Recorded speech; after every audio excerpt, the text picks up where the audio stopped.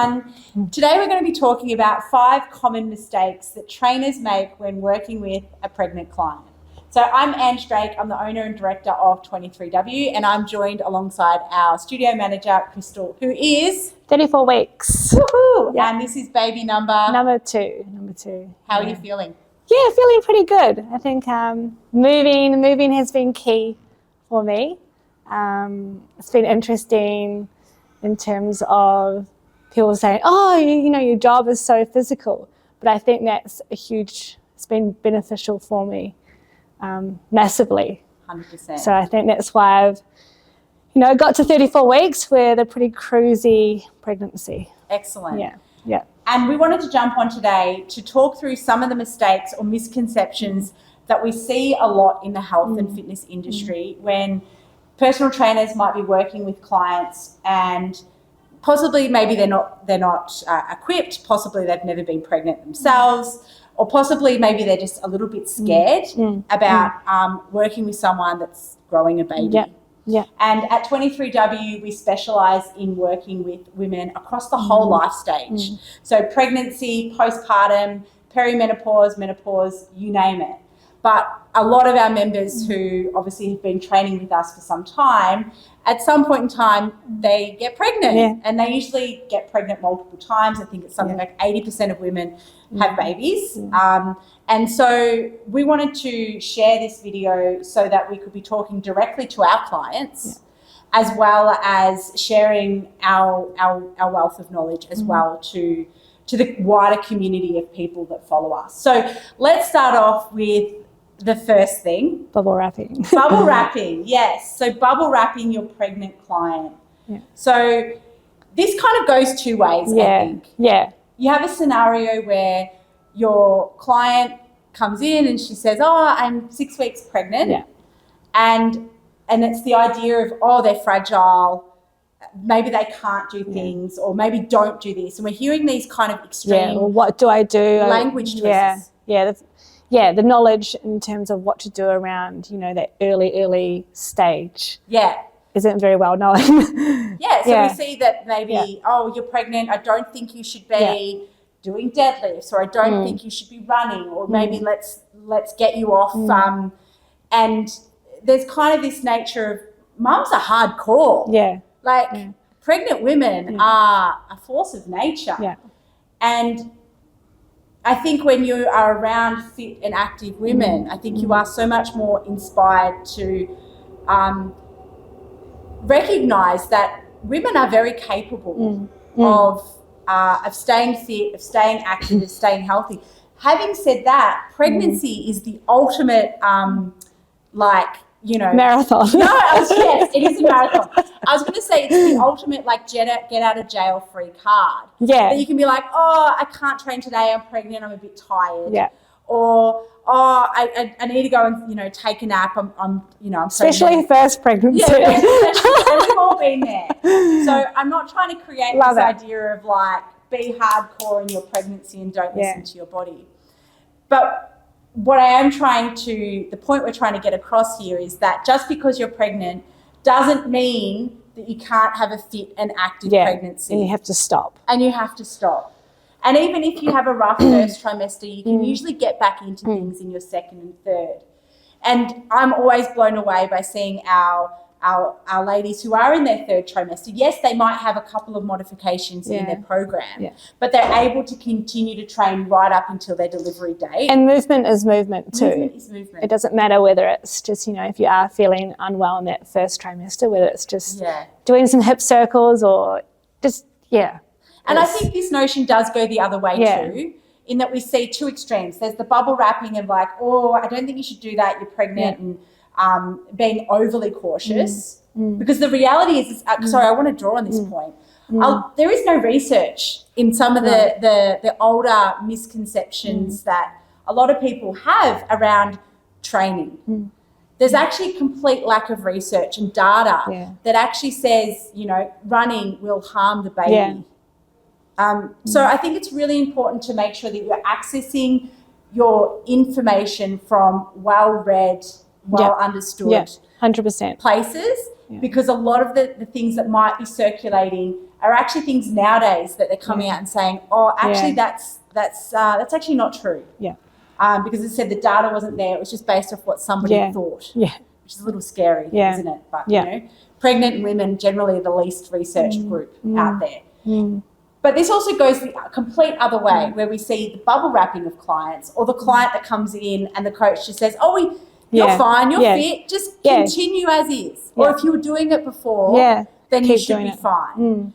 And while as somebody that, you know, we went through our pregnancies as being pretty much, you know, fit, active, there were definitely modifications that 100%. I did have to make to be making sure I was looking after my health, looking after the baby, looking after my energy levels on that day, recognizing that it is a marathon, that you are, it's a 10-month marathon. You can't control some symptoms that you have, you know, like for me, it's varicose veins, like being on my feet all day, and, you know, the OB is like, being on your feet, lifting heavy and things like that, which, you know, I have to modify a little bit of my workout. So bubble wrapping versus going to the extreme and being like, you'll be fine. Yeah. Point number 2. Blanket rules. Blanket rules. Yeah. So this kind of feeds into that whole idea of, you know, if you're doing it before, you can keep doing it. But blanket rules in pregnancy, the statements such as, oh, you're pregnant, you can't lie on your back. Yeah. What are some other ones you've heard? Oh. You're pregnant, you can't do core work. Yeah. Running. Yeah. You're pregnant, no running. Jumping. Hip extensions. Hip extensions. There's different ways to do it. Yes. Again, working with a coach who understands the lifespan or the trimester, how every single trimester, yes, it does bring about key points in time where you might be needing to draw your attention to different aspects of what you're actually doing and making slight tweaks along the way. But if you're comparing, say, someone who is already fit and active and training 5 to 6 times per week versus somebody who gets pregnant and goes, oh, I know I should really be getting fit. Yeah. And we need to be really mindful that the advice that we're giving those two people is not the same. No. Because if you're giving the same advice, as you could possibly see, you'll be massively undershooting what that fit and active person could do, or possibly overshooting what that person who's using this as a chance to get back into training, which is such a fabulous idea. It doesn't matter if you've not been training or exercising prior to falling pregnant. Yeah. There is always the right time, and that right time is when you are ready. Yeah, exactly. Yeah. Point number 3. Social media. Yeah. We love it. Social media is a great way to be sharing amazing education, inspiring people, really bringing people along on the journey. And learning as well. There's a lot. And learning. Yeah. Having said that, there can be a lot of pressure. And I guess, you know, we see our favourite influencers, our fitfluencers getting pregnant, and we're seeing maybe what they are able to do in their pregnancy. Yeah. Don't compare yourself. We start to compare. We're like, my belly doesn't look round and fleshy like that. Exactly. I put on, 5 to 15 kilos of body weight. Yeah. It's all normal. Yeah, it's all normal. It's all normal and it's part of the process. And I think comparison is the joy of thief. I think that's the way the saying goes. So it's really important that when you're pregnant, you stay in your own lane and you remind yourself of all the things that you can do. Yeah. And we're avoiding the comparison trap. Yeah, 100%. And just be mindful of where you are getting your education from as well on social media.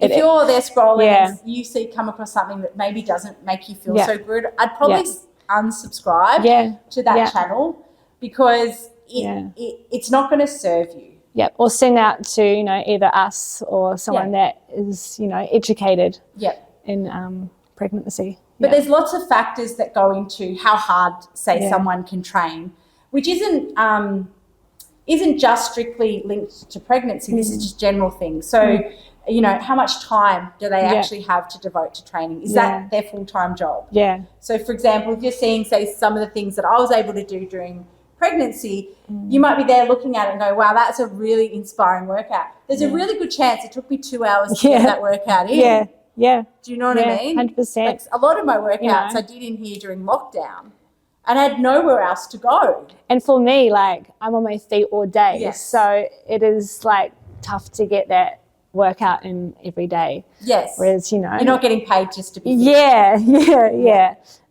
So yeah, it is more I feel like it's more challenging for me, which is not a bad thing, but you know. So stay in your own lane, and make sure that you're not comparing yourself to other people's journey or trying to emulate maybe what you've possibly seen. And that definitely, you see that on the flip side in the 4th trimester as well. But we won't go into that. Yeah. And then number 4. Number 4 is the importance of functional training. Moving, And functional training is talking about things like your squats, your deadlifts, your rows or back strength, staying strong in a whole bunch of functional like movements. When you've got a baby, you spend a lot of time hinging, getting the baby out of the cot, picking the baby out, doing Russian twist like movements, getting them in and out of the car. It's a highly functional job. So you want to be thinking about training in your pregnancy that mimics the demands of motherhood. And I really found that with my first pregnancy. I was like, man, I should have trained back more. So now in my 2nd pregnancy, I'm like, do your back work, do your thoracic. This is a really good tip, guys. Krystal's just shared with you, which is, if this is your 2nd, 3rd or 4th pregnancy, think about what the prior pregnancies were, the prior 4th trimester, you know, once you'd had the baby, what did you feel? Like, did you get like really tight shoulders or aches and pains in your back? That's a really good indicator of possible things that you might be needing to work on, to be making sure that you are going to be even stronger on the back end. And definitely when it comes to back strength is so important. And the best way to be getting stronger in all these planes is by doing strength training. I don't want to be sitting here and discrediting the likes of Pilates or yoga or aqua aerobics, which are all so fantastic to be making you feel and move so beautifully and feeling great. But it's not going to be the thing that's going to be really helping you drive strength. And a lot of women might not necessarily be aware that you can actually be getting stronger when you're pregnant. So, for example, in my scenario, my first trimesters for both kids were pretty rotten. I had to drop back a lot of training volume. I definitely felt like I lost fitness. And then in the 2nd and 3rd trimester, I really felt like I was able to pick that back up again. So you can get fitter and stronger when you are pregnant. It's amazing how many clients we've had. Yes. And they're like, oh, thank you so much. You know, and then like, some of these people come in and they find us in their 2nd pregnancy. And then they're going, God, I wish I had you guys in my first trimester, in my first pregnancy, because there was nothing I could do. And they've been able to come back, you know, at a decent, like, whoa, you're here. Awesome. Go you. The recovery on the other end for multiple reasons, whether it's a mindset, of already having that habit of regular training, or whether it's that, you know, training during pregnancy does help to improve your recovery rates as well as the birth outcomes for the baby. All of these things are so important. So reminding yourself of that. Having said that, I do want to put a big caveat in there. I know I'm ranting on about functional training and it's the B's and E's. Movement is movement. And any exercise is better than no exercise at all. 100%. So we've all experienced this when you might have, say, periods where you spend a long time sitting. And I know that I experience this when I've got a big day on my computer or having to do a lot of admin. I feel my anxiety start to build. And the best way for me to start to feel calm and back in my body is just by moving. And exercise, no matter what shape or form it comes in, is a really good way to be connecting in with your baby. And studies do show that the birth outcomes for the baby, for a mother that's exercising, I think you have something like a 30% drop in the chances of developing gestational diabetes. You improve the epigenetic changes in the baby, so it is less likely to be developing metabolic conditions later in its life. So it's less likely to be suffering the ill effects of, say, obesity or any other metabolic issues. And then the third thing is that the baby is more likely to be born at a healthy weight range. as opposed to being born underweight or preterm. So exercise does help the placenta get nutrient blood supply, which then obviously helps to nourish the baby. So exercise in lots of different fronts will massively help you and the baby.